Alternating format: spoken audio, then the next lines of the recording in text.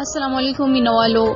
خپل یو نظم تاسو سره شریکوم چې د هغې موضوع د هوس موضوع لري. امید لرم ستاسو به خوښ شي. وایي چې دا څنګه مسلمان دی، دا د څنګه ایمان دی، دا څنګه مسلمان دی، دا د څنګه ایمان دی، د بل عزت غل دی، د نن دور دا انسان دی. دا څنګه مسلمان دی، دا د څنګه ایمان دی، د بل عزت غل دی، د نن دور دا انسان دی. نه جی نه، دغه انسان نه دی، لیو دی، زناور دی. نه جی نه، دغه انسان نه دی، لیو دی، زناور دی. د دین، ایمان، مذهب او د حیا نه ناخبر دی. پښتون یې که د بل وطن وګړی یې ځوانه، پښتون یې که د بل وطن وګړی یې ځوانه، پتا هم اعتبار ورک شو، بې اعتباره بې ایمانه. د خدای او د رسول او د سنتو بې خبره زمونږ د دې زړونه دي پورته کړلو خړه. د هر پښتون زړه غواړي چې وجود درله ټوټې کړي، د هر پښتون زړه غواړي چې وجود درله ټوټې کړي، چې ستا په دې کچه ځوانۍ د اور بلې لمبې کړي، کړۍ چې د غوړو سور کړي او تا پکې ګزار کړي، کړۍ چې د غوړو سور کړي او تا پکې ګزار کړي، چې ستا غوندې بې پته د خوبونو نه بیدار کړي، چې داسې بې ضمیره بل پیدا نشي په قام کې، چې داسې بې ضمیره بل پیدا نشي په قام کې. ته لاړ شې یو ماشومې له ژوند ورله نیلام کړي، چې داسې بې ضمیره بل پیدا نشي په قام کې. ته لاړ شې یو ماشومې له ژوند ورله نیلام کړي. د مور د زړه د څړیکو او د درد ځان خبر کړه، د مور د زړه د څړیکو او د درد ځان خبر کړه. ځان اووجنه پانسي که ځان د تنه جدا سر کړه. ته اوس هم سترګې وغواړې ساه واخلې اوبه وڅښې، ته اوس هم سترګې وغواړې ساه واخلې اوبه وڅښې، بې عقله زړونه وژړې ساه واخلې اوبه وڅښې.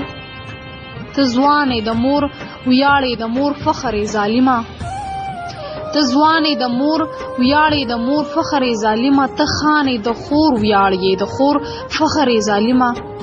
مونږ څنګه په ځان ننګ وکړو چې مونږ پښتانه یو، مونږ څنګه په ځان ننګ وکړو چې مونږ پښتانه یو، راپاسو په تا جنګ وکړو چې مونږ پښتانه یو. د ذاته دی خبر یم چې پښتون د پښتونخوا یې، د ذاته دی خبر یم چې پښتون د پښتونخوا یې، ناپوهه بې احساسه بې غیرته بې حیا یې. برباد شي د پښتون قام دی جامه کړله بې رنګه، برباد شي د پښتون قام دی جامه کړله بې رنګه. ته داسې خدای را لوی کړې بې ننګي وکړې بدرنګه، بیا داسې بې ننګي چې د چا ذهن پې کار نه کړي، بیا داسې بې ننګي چې د چا ذهن پې کار نه کړي، هغه هم حکومت دی چې سینه درله غار نه کړي. تا داسې د شیطان په لمس ځان عادت کړی، تا داسې د شیطان په لمس ځان عادت کړی، ته داسې د پښتونولۍ پرې کوې جړې. ارمان دی پښتنه یم خو بې وسه پښتنه یم، ارمان دی پښتنه یم خو بې وسه پښتنه یم، دا زړونه مو جوړېږي ستا له ټسه پښتنه یم. دا سترګې پښتنې دي د کارغانو د خوراک شه، دا سترګې پښتنې دي د کارغانو د خوراک شه، لحد کې ورځې شپې دي د مارانو د خوراک شه، راتنګ در باندې قبر شه هډوکي دي ټول مات شه، راتنګ در باندې قبر شه هډوکي دي ټول مات شه، چې خلاصه پښتونخوا شي درنه نوم دي هم میراث شه. سو داسې ماشومان چې دا ټول درندګانو عزت ورله تالا کړي، دغه څنګه ظالمانو پشمار د 18 کالو دغه ماشومانې بدن ورله ټول اوچې چې ګنې کړي ورله ورانې. نو د هغې مور د زړه آهونه خو لږ واوره، د هیڅ دې پاتې نه کړه فریادونه یې لږ واوره. دنیا کې داسې یو رشته د ګټې پاتې نه شوه، مرګې راله پکار دی، آخر دا زندګي څه شوه. خور هم په خپل کاله کې اوس رور نشي ځایولی، آخر زمانه شوه داسې وخت په مونږ راغلی.